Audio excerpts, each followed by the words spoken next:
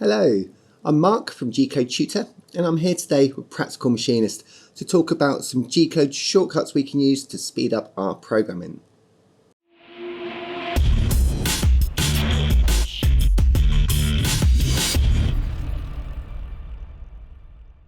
So the first tip I want to talk about to speed up our Gcode programming with shortcuts is how to turn a 45-degree chamfer.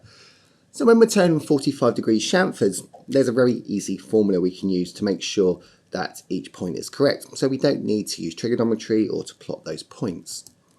So if we take a look at this program, so we have a chamfer at the beginning of our bore there. So as we come in to do that, our Z is set at 0 at the end face of the part.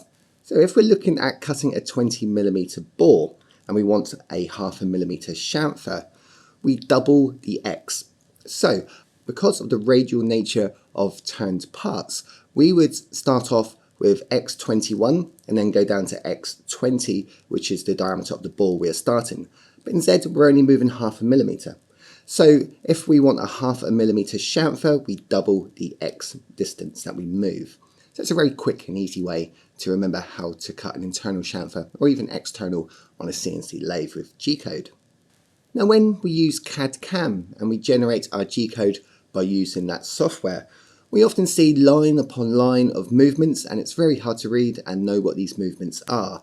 Now this is normally because CAD/CAM uses cycles very sparingly. We might see the odd drilling cycle, but very rarely do we see repetitive cycles.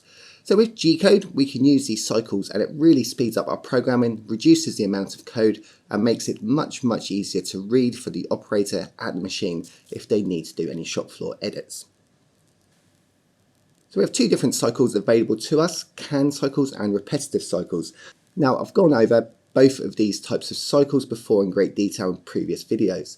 But CAN cycles, this is normally our drilling cycles. This is what we use to drill and bore, peck drill, etc. So our CAN cycles are G80 to G86 usually, and these work on both lathes and milling machines. Now when we're just turning, we have repetitive cycles. Now this is our G70 range of cycles. So we often see these on lathes, and this really speeds up our programming and makes things much easier to read. Now again, if you want to know more about these cycles, pop over to my website at gcodetutor.com or look at previous Practical Machinist videos that I made. Now another great way of speeding up our Gcode programming and another great shortcut is to use subroutines. So subroutines enable us to use the same part of code more than once within our program without having to rewrite it. We can simply call upon that code. Now again, I've made some videos with Practical Machinist on using subroutines, so that would cover in more detail if you want to go back and look at those videos. So just briefly, the way subroutines work is we call upon a subroutine by using a P and Q value. Such as here, I'm using the finishing turning operation, G70, and I'm simply calling P100, Q200, and that sets the parameters of the part of the program that we wish to call by using N200 and N100 respectively to those P and Q numbers. So by using subroutines, we can reuse parts of code. Now the way I normally use this is I write the roughing sequence profile and then reuse that again when it comes to the finishing sequence, as I've done here. Now a bit like subroutines, we also have subprograms. So subprograms is where we call an entirely different program that we've written in Gcode previously, and we call it in and it loads that program, runs that program, and then goes back to the main program that we were coding in.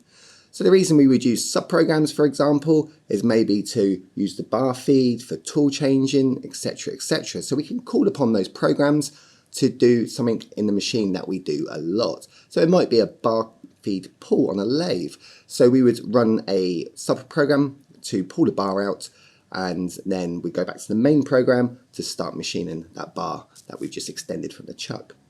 So if we called upon the M code M98 followed by the program number, and this is a P word, so we would use P0002 in this instance, and that will call up the program 0002 and then start running that section of program. When it gets to the bottom of our subprogram, the M99 would return back to the main program and continue running from where it left off. So FANUC controllers normally allow us to nest 4 deep in our subprograms. So this diagram shows how we would do that. We can called upon our main program, called upon our subprogram there with P0002. And then when we're running that program, we can also call another subprogram within that program. And we can keep doing that 4 times on most controls, possibly more on the more modern controls. But we find we don't normally need to go more than 4 nested deep when calling subprograms. So this gives us a lot of scope and a lot of range to really speed up those programs by using other bits of code that we can call upon as a separate program. Now the final thing I want to talk about is boilerplate code. Now again, I've talked about this extensively in the past, and I'm a big fan of boilerplate code. So if we're programming offline on a PC using Notepad for example, we can have another notepad with all different sections of program we can simply copy and paste and reuse in our main program. Normally we might need to make a few edits on these programs. They wouldn't be perfect, we would need to adjust them, but normally just making 1 or 2 edits in each boilerplate code would be enough to change that program for the required part that we're making.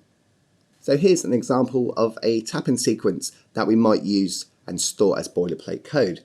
So once we've got this sequence, all we need to do is change the speeds and feeds and the Z depth, and we can copy and paste this straight into our program and know it's going to be safe to run. Because we've used it before, it's a proven program. So having sections of boilerplate code that we can just copy and paste into our main program really speeds up the process of writing gcode. So that's a great gcode shortcut. So even if we're programming online on the machine controls, we can still do this. I normally make a separate program with the title do not run and then put all my boilerplate code in there. Then I can just simply copy it and paste it into the program I'm writing. So here's a list of some of the things that we can write boilerplate code for, and then we have a section of code all ready to go, so we can just copy and paste that into our main program and build our program very quickly. So there's 5 quick and basic tips on how we can really speed up our G-code programming. Now if you want to know more about G-code programming, pop over to my website at gcodetutor.com, where I have a range of free articles and some paid courses over there to teach you how to program G-code, CAD-CAM and machine shop maths.